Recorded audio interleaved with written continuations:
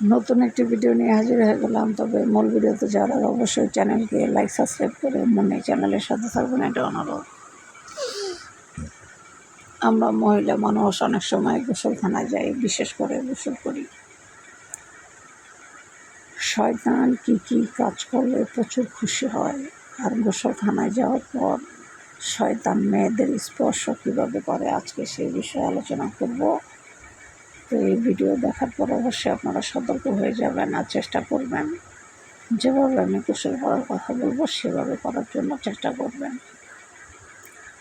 শয়তান তখনই খুশি হয় যখন আপনি আয়নার সামনে পুরো শরীর একদম উলঙ্গ করে আপনার দেহকে দেখেন, তখন শয়তান আপনাকে বা আপনার পুরো শরীরকে ধরে ধরে সে আপনার শরীরকে স্পর্শ করে।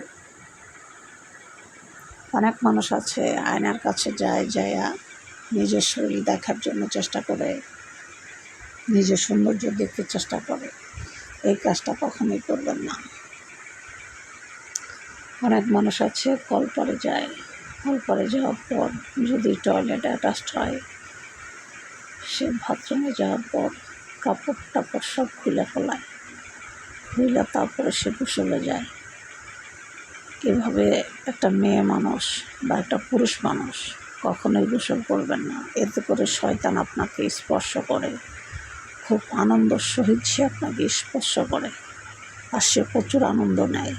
ঠিক আছে, আপনারা গোসলখানায় যাবেন, সাবধানতা অবলম্বন করে চলার জন্য চেষ্টা করবেন, যেন শয়তান আপনাদেরকে নোংরা চোখে না দেখতে পারে।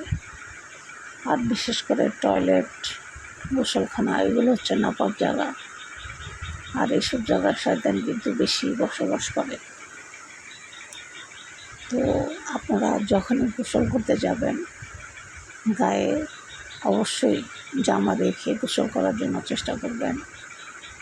পরনে কোনো না কোনো কিছু অবশ্যই রেখে গোসল করার জন্য চেষ্টা করবেন, কারণ একবার ডাইরেক্ট উলঙ্গ হয়ে গোসল করবেন না। এতে করে শয়তান আপনাকে স্পর্শ করে খুব আনন্দ সহিত, আর শয়তান খুব আনন্দিত হয় আপনাকে এইভাবে গোসলখানায় দেখে।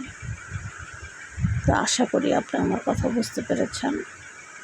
আপনারা কখনো এইভাবে গোসলখানায় গোসল করবেন না, এটা অনুরোধ।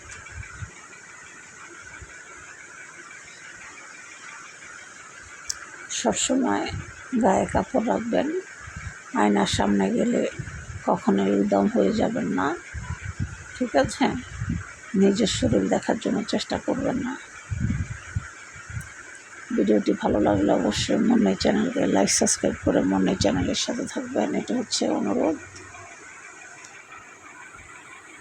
আর সতর্ক অনুযায়ী সবাই গোসল করবেন, সতর্ক থাকবেন।